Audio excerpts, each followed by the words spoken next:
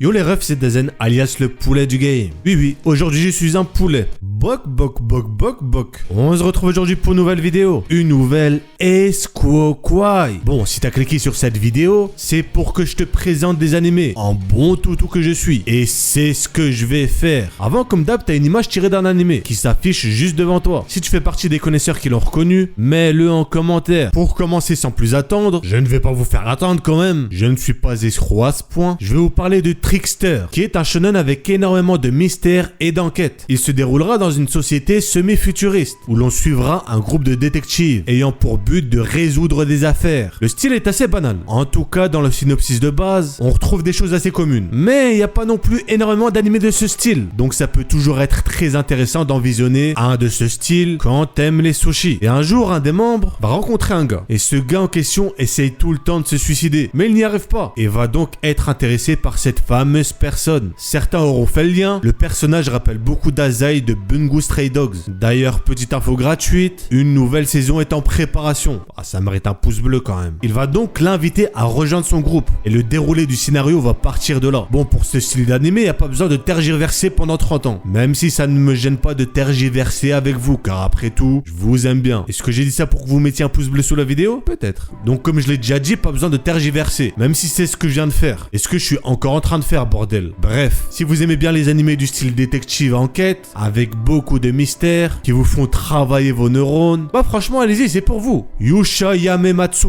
où l'on suivra une histoire d'un personnage qui, après avoir sauvé son royaume du méchant pas gentil roi démon, se retrouve au chômage. Bah oui, les isekai habituels, ils te montrent la défaite du roi démon. Et celui-là, il dénonce un taux de chômage présent dans le métier de héros. Et c'est un vrai fait à souligner. Et donc par la suite, vu qu'il ne sait plus quoi faire et où aller, il va postuler dans l'armée du roi démon qu'il a lui-même vaincu. Bon, allez chercher la logique. On est ici dans une comédie très maîtrisée. Pour avoir lu le manga, je peux t'assurer que dès le premier épisode, tu sauras à quoi t'attendre. Il est franchement assez sympa. Vous vous en doutez bien, c'est un harem avec un peu d'aventure. Le style est slice of life, donc l'animé est clairement fait pour de la détente et de la rigolade. Et pour moi, ce genre d'animé est indispensable, principalement pour ne pas regarder tout le temps le même genre d'œuvre. Il est disponible dans très peu de temps. Je l'attends vraiment impatiemment pour voir ce que ça va donner. Et je peux aussi vous dire que j'aime les sushis. On change pas les bonnes vieilles habitudes. The Faraway Paladin, qui est un animé de cette saison licencié par Crunchyroll. Je vous en avais déjà parlé, mais avant la sortie de l'animé. Là, il y a environ 5 épisodes de sortie et j'ai déjà pu me faire un avis dessus. On suivra ici un personnage qui a vécu son enfance coupé de tout, dans une ville en ruine. Mais cet enfant a une particularité, car il a été élevé par des morts vivants, ce qui signifie qu'ils sont morts et vivants. Chacun d'eux a son propre caractère et spécificité, que ce soit physique ou au niveau de la personnalité. Notre héros, lui, n'a aucune idée de d'où il vient. Bref,